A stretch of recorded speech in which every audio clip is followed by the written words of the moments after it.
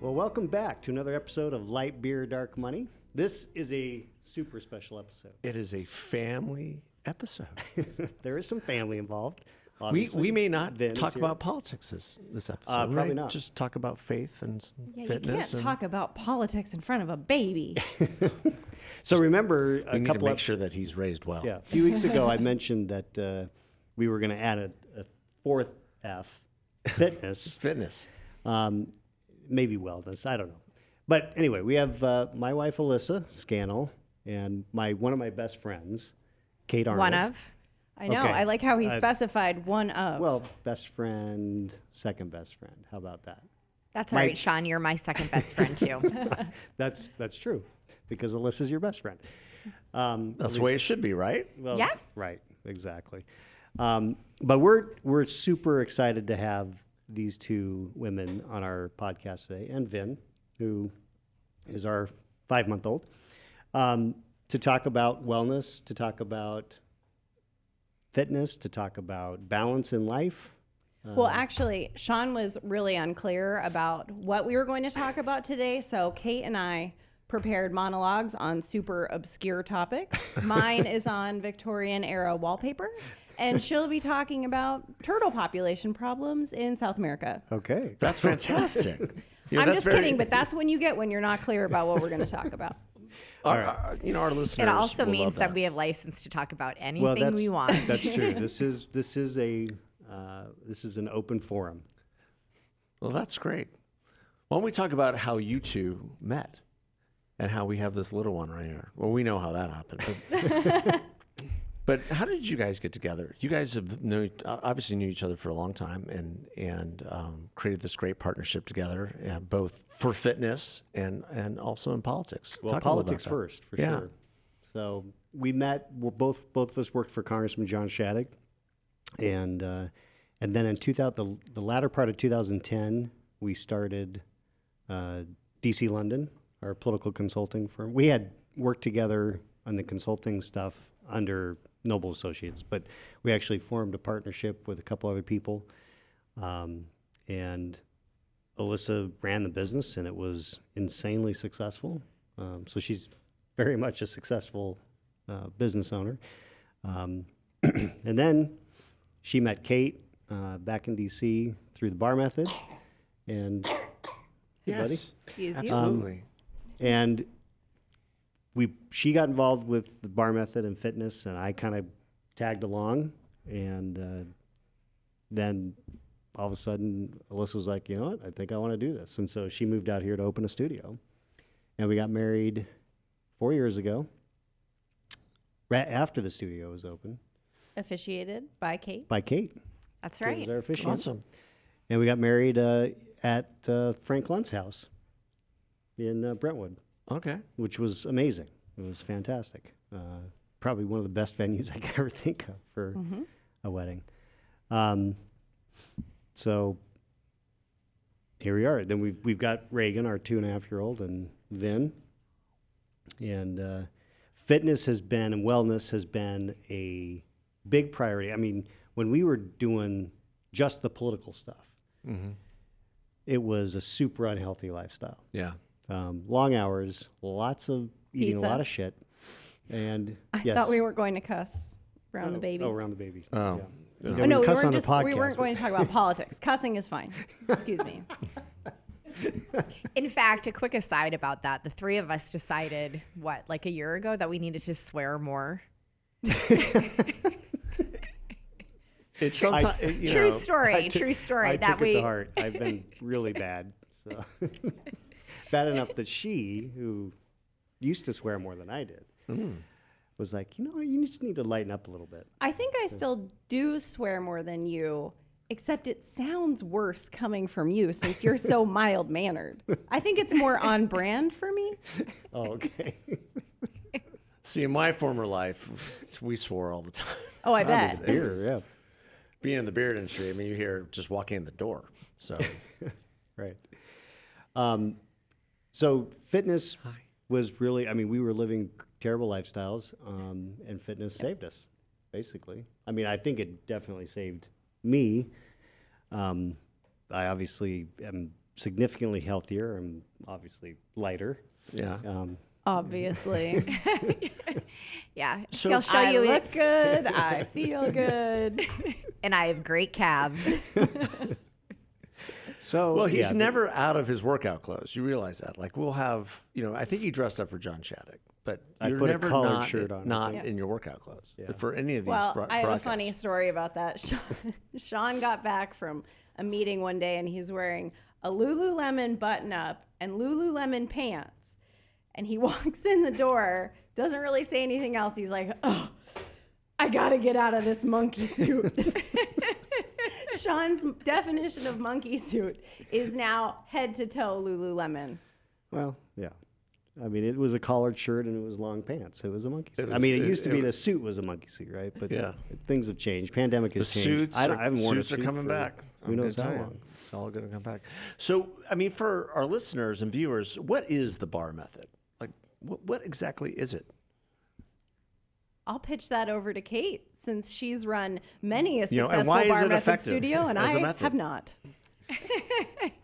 So, the bar method is a isometric exercise where you use, which means that you're using really small ranges of motion and you're mostly using your own body weight. And one thing that makes it unique or a little bit different is the fact that every class is a full body workout and most exercises are working multiple body parts.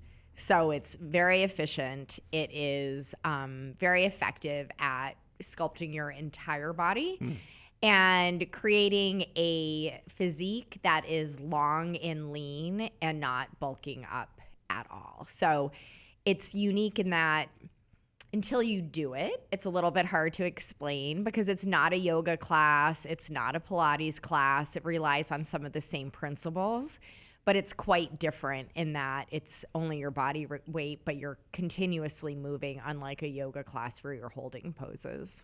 Okay. I've never done it. Yeah, it was amazing. My first time I went to class was in Kate's studio in DC, and I rocked my world. I was like, I am totally hooked in the first class. And then Elissa, a few months later, was invited by Kate to become an instructor, and that's a pretty I would rigorous imagine, yeah. training program. Takes about 5 or 6 months. And then when Elissa decided that she was going to move out here and open a bar method here, I became an instructor myself. Okay. And it was intense. And the Nothing quite as intense as training your significant other to do something they're not naturally inclined to do. thank you. I put Elissa We through made a lot it. of it. Yeah. We decided that if our relationship could get through that, Sure. some people talk about remodeling or painting. Doing the backyard. Yeah. Yeah.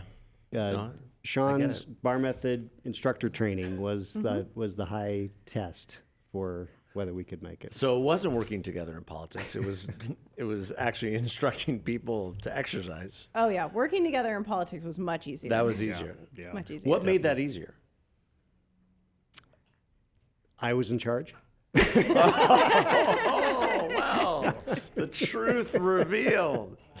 But you said she ran the business. She did run the Probably business. not wrong though.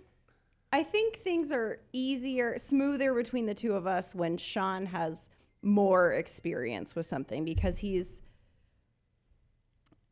a little bit less heavy-handed with his experience than I am. If I'm more experienced in something, I tend to come down pretty hard on him. Okay. So Well, that's some good sharing. I'm an easy guy. Yeah. So where was your studio? my studio was at 48th and Indian School in Arcadia Town Center. Yeah. Closed right before the pandemic. The lights are still on. Yeah. If anybody that has control over the lights at Arcadia Town Center is listening, please turn the lights off. Somebody's paying an electric bill. Yeah. And where's your studio in D.C.? I had 3 studios prior to the pandemic, one in downtown DC, which had been open for 10 years, and then the lease expired during the pandemic, so Sure. I chose not to renew that. And then I had one in Bethesda and then out in Gaithersburg. During the pandemic, we had to completely pivot, and Sean and Elissa both helped me out quite a bit with that, and took everything online. My physical studios were closed for 14, 15 months. Incredible. You know, things were much different in DC than here in Arizona in regards to closures. So we went completely online. I was teaching a class this morning, in fact, before coming here. So we still have an online platform as well as one in-person studio in the suburbs of DC. Okay, great. Yeah. Sean and workout. Elissa still teach every now and then for me, when they can do so, juggling both babes. Yep. Now, with the pandemic, have you seen more interest in the bar method? Have you seen more interest online? The people more comfortable online than before? Certainly, yes. I think everyone everyone who was dedicated to fitness went online for some portion of the pandemic, whether it was for 14 months, like a lot of my clients, or even just for a couple months, like some folks here in Phoenix. So I think it at least was a way for everyone to experience online and to see what they liked and didn't like about it. So some perks to online fitness is it's right there. You don't have to drive. You don't have to park. You can do things that are on demand so that you're doing them at any time, or you can join a live class, which is what we do a lot of in my studio, is live classes so that we can actually see and interact with people. So for my community, one really important part of the virtual offering during the pandemic was really the socialization aspect, because you were interacting with people in your class. So unlike Peloton or something like that, where there isn't like the two-way viewing of each other, there was that social component. But at the end of the day, it just comes down to personal preference and what's going on with people's schedules. Certainly here in Arizona, it's a little bit more life as normal as far as people going into the office and getting back into their daily routines that could include going to a physical studio, whereas in the DC area, most people are still working remotely. So whether they want to get out of their house and travel to a physical studio, or whether they have now gotten used to and enjoy the time-saving aspects of working at home, a lot of it's a personal preference, or people do a hybrid of the two. What what would you say would be the trend? You guys are in the fitness industry. What are the trends look like in your mind? And I know both of you are more focused on the fitness and wellness industry for women, which is a good thing. Do you see? Why is it a good thing? No. What are the trends that you see as far as how things are going in this space? Well, so I wouldn't consider myself in the fitness industry right now. I am an avid consumer of the fitness industry, not as much of an avid consumer as Kate is, but I'd be remiss if I didn't pitch my new business, which is Intuitive Power and Wellness. The website is intuitivepowerwellness.com, because Sean was too cheap to buy me the and. So intuitivepowerwellness.com. I'm not ever going to get over that. Was that an extra $10 at GoDaddy? No, it wasn't. It no cost difference. I just thought the and would confuse people, but maybe I was wrong. I think I bought the other one. Leave the marketing to your wife. Yeah, exactly. No, definitely don't leave marketing to me, but grammar, sure. So that is my new business. It is primarily focused on life coaching. I just got a master's in psychology from Grand Canyon University with an emphasis in life coaching. And then Kate and I both were certified in somatic release breathwork, which I'm sure we'd like to talk about as well. So I do have some offerings for people that want to do fitness as well, teamed up with a pal of mine named Kaylee Van Horn. If people want strength training included in their life coaching breathwork, she can provide that. And then Kate doesn't know it, but she has happily agreed to provide yoga classes to any clients of mine who want that. And I can also, dust off my grippy socks and teach bar classes as well. So I really don't have a lot to say about trends in the fitness industry, except that when I closed my studio in March of 2020, I remember saying to my brother, I think I need to close the studio. You know, Peloton right now is on the upswing and we don't even know what's coming next. Somebody is inventing something that we don't know about. Turns out somebody was inventing A virus. you know, we won't go there. I thought we were going to talk about politics. I'm just kidding about that. But that was as far as trends go, that's where I jumped ship. Well, and your she got it timing was right. well placed. Oh my gosh. Yeah, could not have been Lucky, better. divine intervention, I don't know. But Yeah, the world was looking out for you. Kate, talk to us about Elissa raised the breath work. You guys have recently discovered this and become certified in this area. Just tell us about it. Sure. Well, I like to say I've never met a training I didn't like. So, while Elissa took the more scholastic approach to life coaching during the pandemic, I too got my life and health coach certification. I got my 500 yoga certification, like line it up and I will do it.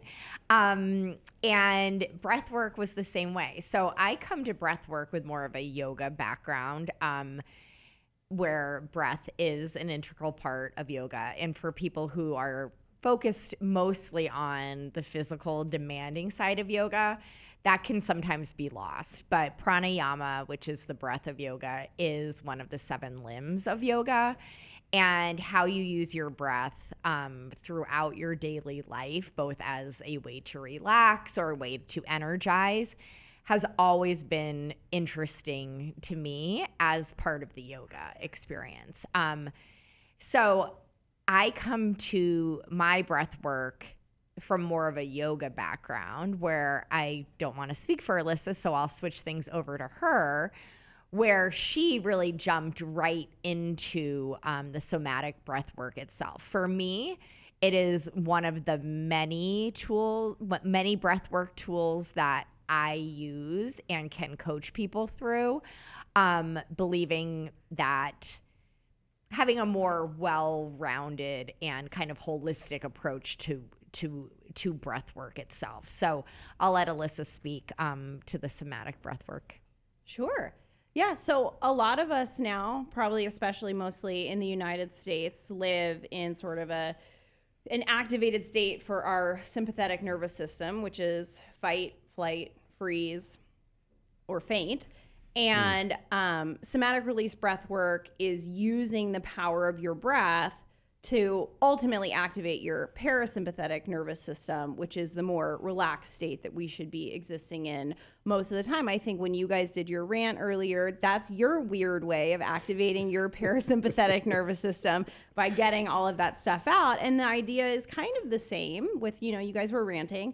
Idea is the same. You use your breath, these big, deep breaths that actually activate your sympathetic nervous system, to kind of use the breath as a broom to clear out stress, trauma, tension that you're holding in your body. We all do it. If you've ever taken a yoga class, I don't know if you have, but if you do poses like pigeon, sometimes people have kind of an emotional experience because you hold tension and stress in your body. So somatic release breath work is to take an inward journey using your breath and kind of clear that out.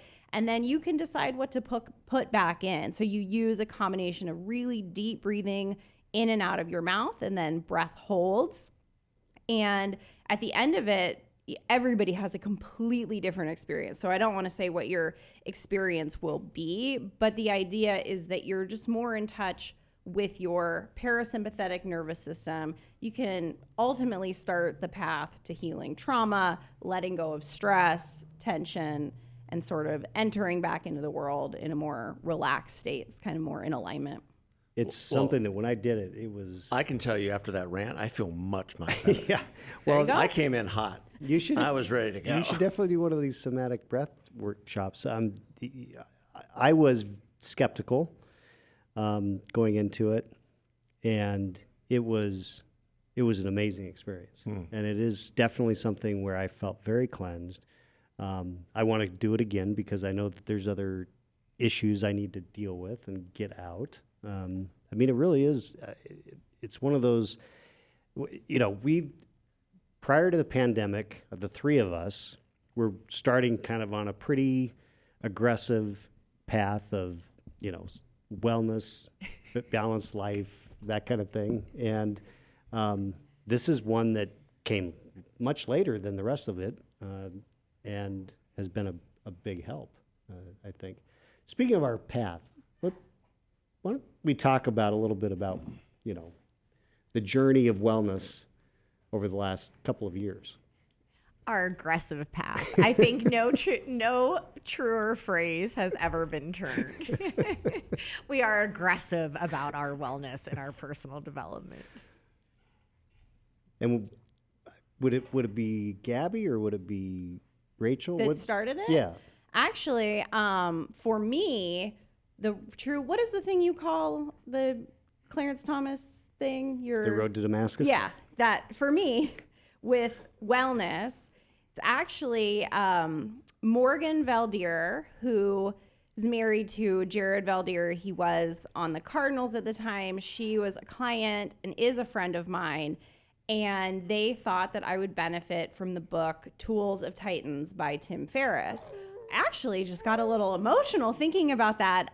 Just the introduction to Tim Ferriss and his philosophy about human optimization sent me down this crazy aggressive path, if you will. Yes, along the way I've met people, aspired to meet, been introduced to people like Gabby Bernstein, who's the more spiritual side of health and wellness, Dave Asprey, who's the biohacking side of things. So I do truly credit it, though, to Morgan and to Jared and to Tim Ferriss. Yeah, I forgot about that. So what were some of the things that the path entailed? Because I think it's important. I think it's interesting for people to know what are some of the things that are out there. Because a lot of people, before this, I didn't know what biohacking was. Frankly, I didn't know what wellness really was. Yeah.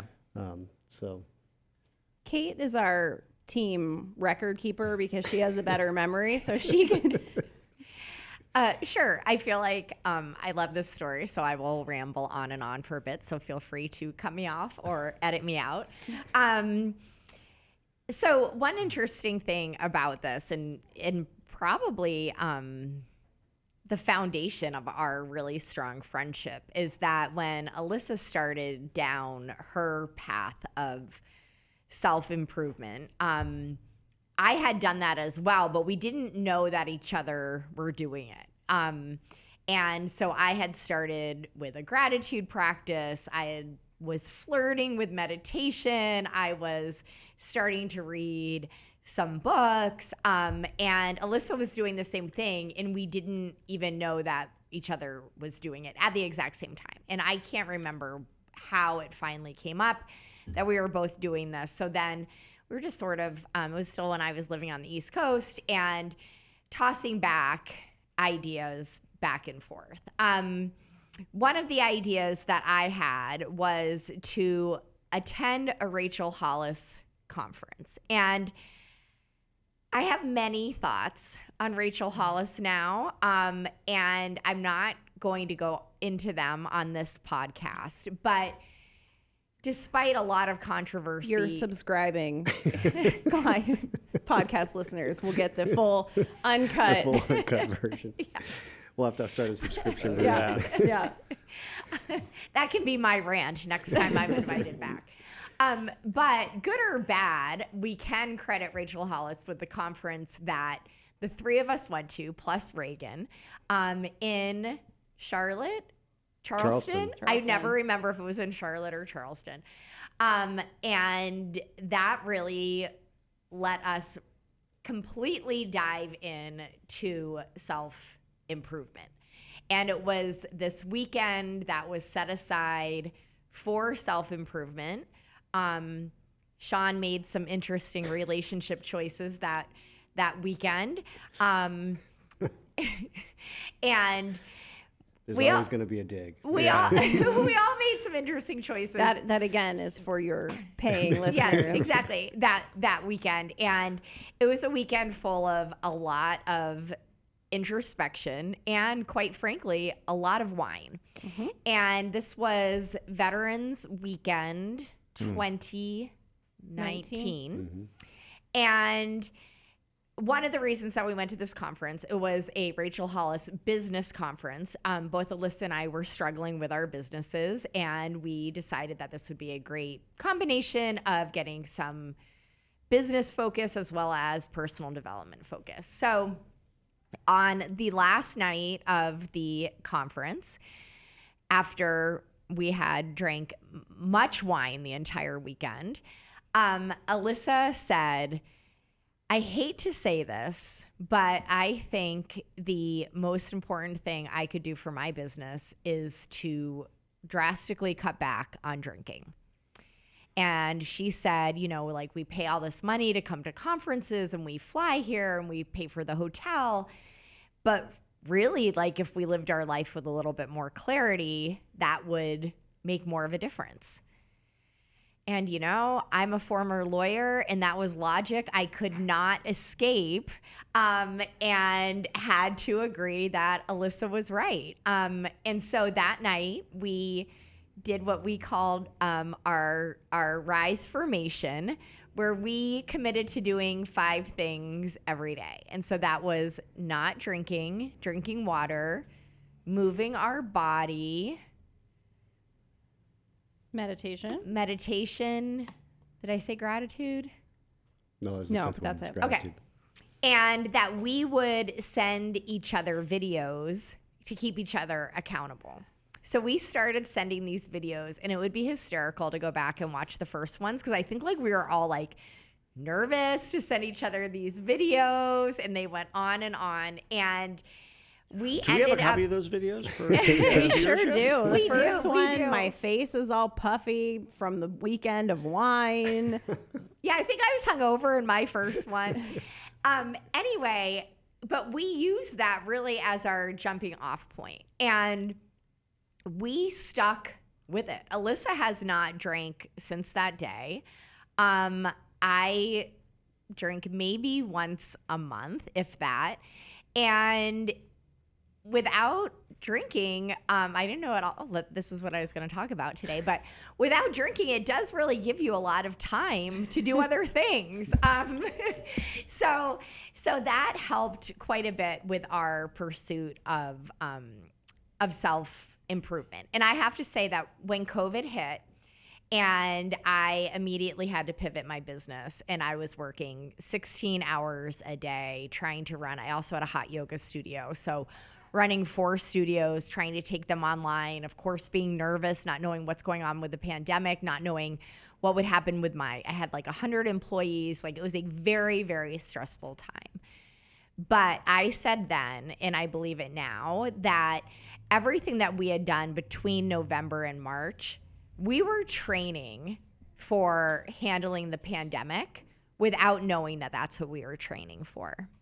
And I get goosebumps thinking about it. Like, had I been in a different headspace, had I been in a different point of my life when the pandemic had hit, it would have been a completely different path. So I was able to turn my entire community of, I think probably when we started, between 500 and 700 people, and make the COVID shutdown about self-reflection and self-improvement and a new perspective on things. And I believed that with my complete heart and soul based on these couple of months that I had.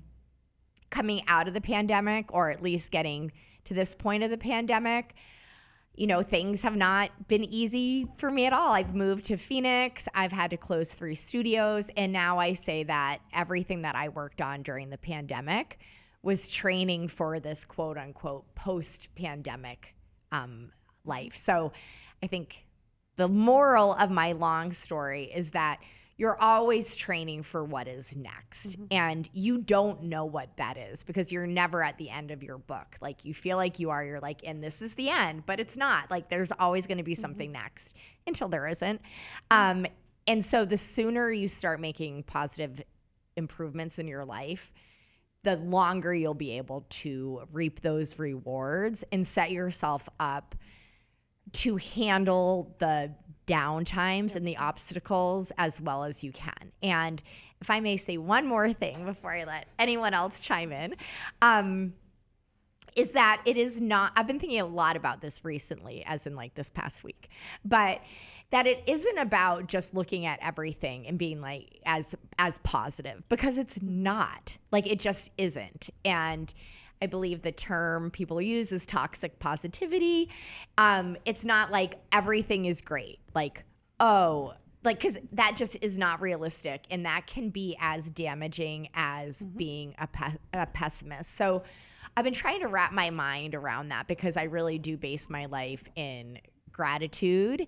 But for me now, it's not about building positivity. It's about building resilience so that the down times happen less frequently. They're less severe, so the downs are not as far down, and you bounce back faster. Yep. So, for example, I had a bad day yesterday, but it probably could have been worse, and it could have lasted longer. So it isn't about that refusal to admit negativity or ups and downs of your life, but your ability to deal with it. Yeah.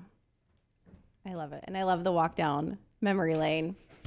Now that I can remember it because I don't drink anymore. But but those decisions, I mean, one of our pillars on the show is faith. And those decisions come out of being able to walk into a space that's frightening, that's scary, but having the faith and understanding that God has you in this place, in this moment for a reason, and how you listen to those pangs in your heart is so important, because He's always talking to you. But the question is, are you listening? Yeah. For so many people, and for you guys, it was, okay, what was He telling you at that point? Well, this isn't working, so what will work? And so what is the path that we need to go on to make this work? And that's a tremendous lesson and tremendous story. Because like you said, and what we've talked about on the show, your story is always being written. You know, what happened yesterday is what happened yesterday, but really, what are you prepared to do today? Yeah. And you know, the Rocky analogy, it's not how hard you hit, it's how hard you get hit and keep moving forward.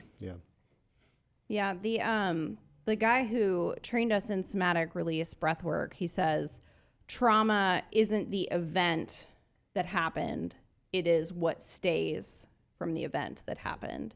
And Gabby Bernstein always talks about, you know, being spiritually fit is about making your comeback faster. And that's what it is. You can have a bad day. You will have bad days. You will have traumatic experiences. You will have stressors, but it's what stays and how fast can you come back from it. That said, you can let yourself have those bad days, but you should have a toolbox. Kate and Sean and I have created a pretty big toolbox of stuff that we rely on for when things aren't awesome. And but I think you made a great point about resilience and perseverance. I mean, just building that up in your soul and in your spirit, and having that in you, being able to call on that and understanding that is so important. I'm on the board of we're approaching Veterans Day, and I'm on the board of a national foundation called the Boulder Crest Foundation. And our entire program is approaching veterans and first responders on this idea of post-traumatic growth, that your story is still being written, that what you did isn't who you are. And that has to do with building resilience, having a spiritual journey, being able to live a life of service, and not just be about yourself and what's happened in the past. Yeah, exactly. I love that. I hope that you're connecting. We are. Okay. We've been talking about it because there's definitely some connection. thing I'm doing with Heal the Hero. Yeah, is absolutely. It's the definitely a same. connection. Post-traumatic growth is the new buzzword in a lot of different circles, and it has to do with, what you like what you said. You've experienced some level of trauma, but there's been so much research on families, people, individuals who have experienced severe trauma, but then they go on to do amazing things. Where does that come from? And it comes from this idea of growing through it. Yeah. Well, I think Vin's going to make this wrap up. But No, this has been thank great. you Thank you guys for being here. coming. I know this is a lot. We're going to definitely have you back because I feel like we didn't even scratch the surface on some other deep things on the biohacking and wellness and all that kind of stuff. Not to mention preparedness. I ordered our 30-day food supply. Oh, you did it from the Patriot, whatever. I didn't do thing? it from the Patriot thing, but I don't remember where it was from.